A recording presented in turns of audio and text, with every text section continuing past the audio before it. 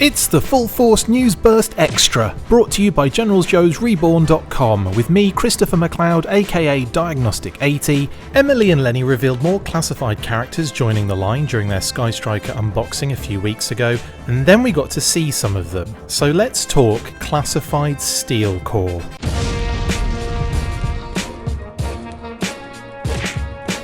Usually when I do one of these deep dive videos, it occurs prior to seeing the actual name only reveal figure or figures, actually revealed.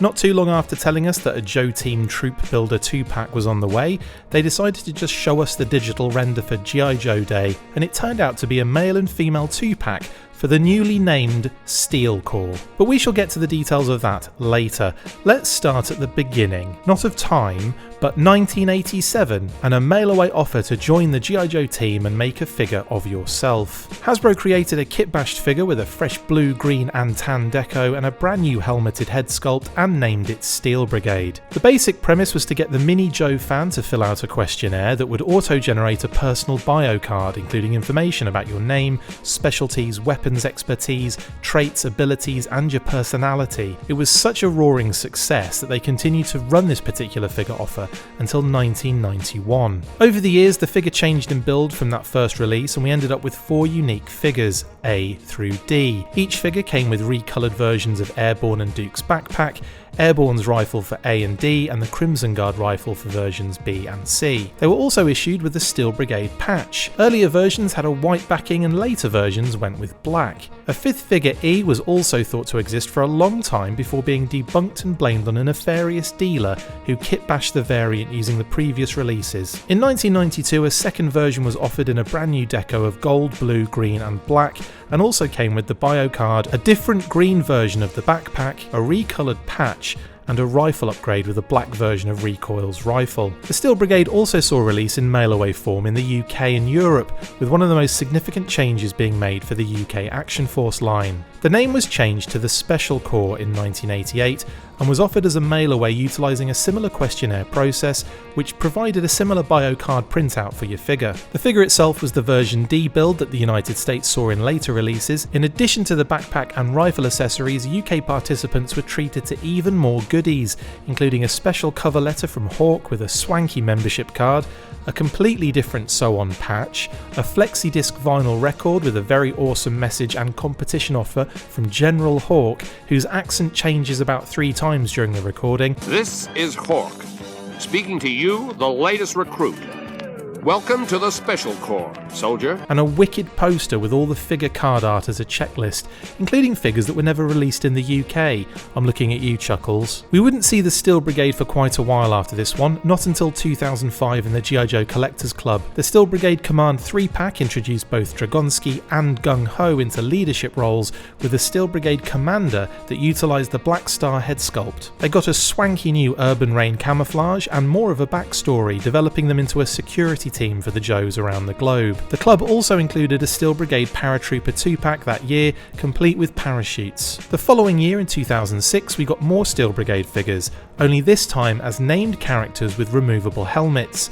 Checkpoint, Red Zone and Rook joined the squad in a direct-to-consumer and true exclusive 6-pack that also featured 3 Plague characters, Gallows, Grimskull and Guillotine. The security team angle was played up a bit more with Checkpoint, but other specialties were given to Red Zone, an urban assault specialist, and Rook, an interrogator. We had to wait 5 more years before the critically acclaimed Pursuit of Cobra line in 2011, but we did get a couple of versions as if they were homaging the original mail-away offer. Version 3A was made available in the 3rd wave of figures in 2011 for Pursuit of Cobra, but also made it to the early 30th anniversary card. This version even saw a 3rd release in the 50th anniversary in a 2-pack with the Iron Grenadier version 8 in 2015. He featured quite the accessory loadout. A removable helmet revealed a balaclava style head sculpt underneath, removable collar piece, tactical vest, bandolier, his classic Airborne/Duke backpack. He had a rocket launcher, rockets and a second backpack to store them in, as well as a number of rifles and a tripod for the machine gun. Dude was stacked. A second version of the figure 3B was released for the latter part of the 30th line, switching to the Snake Eyes version 54 arms and legs, including the separate knee pads and a few alterations to the accessories from the previous build. The 3A and 3B were all given blank spaces where their names would go on the file card, as well as an homage to the original offer to make yourself a Joe character. 2011 was full of Steel Brigade related figures, as the 30th anniversary Mark II Vamp came with a brand new Steel Brigade Delta driver. Fewer paint ops with a darker scheme and a cool removable helmet made this one pretty cool, and one of my favourites in the Steel family so far. These figures were all described as a fighting force or grunts in their file cards, which took them away from the club's security force narrative. Staying in 2011, Hasbro gave a panel at JoeCon revealing an unreleased Steel Brigade 5-pack consisting of Flint, Bench Press, a generic trooper, Sky Duster, and SPC Altitude. This was the first time a jump jetpack was associated with the team, as well as an homage to the true 6-pack shoulder pad body armour with Flint and the Trooper, both elements that we can now see on the new Steel Core designs. They even got a cool new logo that also never saw the light of day. The following year at JoeCon in 2012, a concept case was set up to show con-goers some pretty awesome unreleased figure and vehicle ideas with fully fleshed out models. There were a number of Steel Brigade concepts that in some cases did find their way out. In 2014, the Collectors Club gave us the Zombie Initiative theme, and in that set of exclusives, we had a Steel Brigade Commander version 2, which took the deco from the original gold head figure from 1992 and not the Commander in the Urban Rain camo I mentioned previously. We also received a Steel Brigade Delta version 2 figure with the Skyhawk and a return to the Urban Rain camouflage from 2005. The Security Forces angle was once again revisited for the file cards. The most interesting version, however, was version 4, a 3-pack of Zombie Steel Brigade. Another concept case idea that the club brought to life in this set of exclusives. I for one loved the Compound Z storyline and very much enjoyed any figures that ended up interacting with it. In the 30th you had Airtight, loosely released to coincide with his Renegades look, only more like his classic figure. Obviously the Zombie Vipers as well, and now we had Zombie Steel Brigade to throw another toxic spanner in the works for G.I. Joe. Another fun addition to the Steel Brigade family came after Hasbro acquired Tonka in 1991 and put out a number of vehicle products the following year with G.I. Joe tampos and stickers. It makes sense that the club went in the security team direction with the backstory when you take this into consideration. You also have to include the extremely adorable Microforce figure from 2013.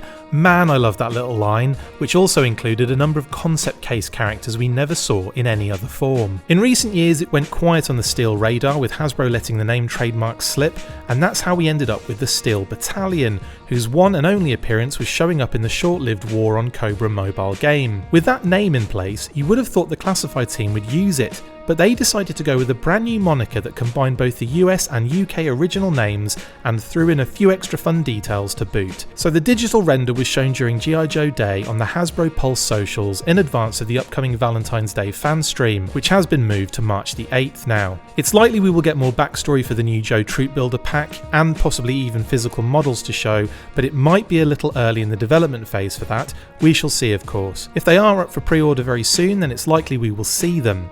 So what do we know so far? It's a male and female 2-pack, utilised the vintage aesthetic, but also ramps it up a little with the design, including some interesting body and shoulder armour aspects that do look removable to a degree. It might still be a permanent secondary situation, but they do look great, so that doesn't bother me. They each come with alternate pilot helmets, which again look fantastic, and help to reinforce the usage of the included jump jet packs. The packs are very close to the vintage release down to the flag tampo and model number. They even have their own jetpack blast effects, as well as the rifles, pistols and other blast effects that have come with the Viper 3-pack in the past. I've seen a few complaints here, but it really isn't a big deal for me, seeing as we are getting a lot of new tooling in a short space of time, plus those rifles and effects are pretty cool. They also get a knife each to go in their chest sheaths. One of the most pleasing things is the application of the original deco. There's something hugely nostalgic there for me, and I cannot wait to get this set in hand. They better come with a floppy vinyl disc and a mission read out by Lenny himself as General Hawk. Now, Repaints throw up an interesting collection of options here.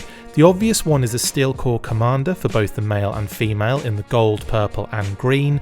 It's a pretty odd deco, but with some subtle colour choices and more subdued tones, I think it could work for sure. Another possibility for a repaint is to do the Urban Rain camouflage pattern, but I'm not really sure just how popular that deco is, and with it being a club-inspired edition, I wonder if they would veer away from that, as a lot of the new collectors might not be aware of the homage. I guess that hasn't stopped them doing more obscure characters like Helix and Kamakura, but but they are probably more recognisable than the Urban Rain camouflage. I could also see them joining the Tiger Force as well, and any other sub-team that appears in the line, Mad Marauders being a current option, with Night Force being a possible future one. One additional aspect for me that I think the brand team would get a lot of points for would be to offer a selfie series option where you can build your own file card and actually become one of the Joes.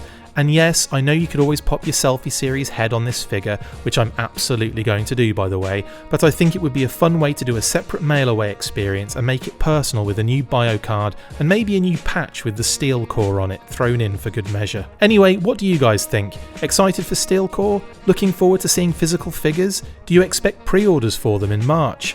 What was your original code name from 1987? Mine was Firelynx. Let me know in the comments below. Okay team, I'll be back with another classified deep dive when they inevitably drop more name-only reveals next month, as well as more news, so keep it locked, stay fresh cheese bags, and as always, full force. That's it for this instalment of the Full Force News Burst Extra. Thank you for watching, make sure to like, comment and subscribe, see you next time, and as always, full force.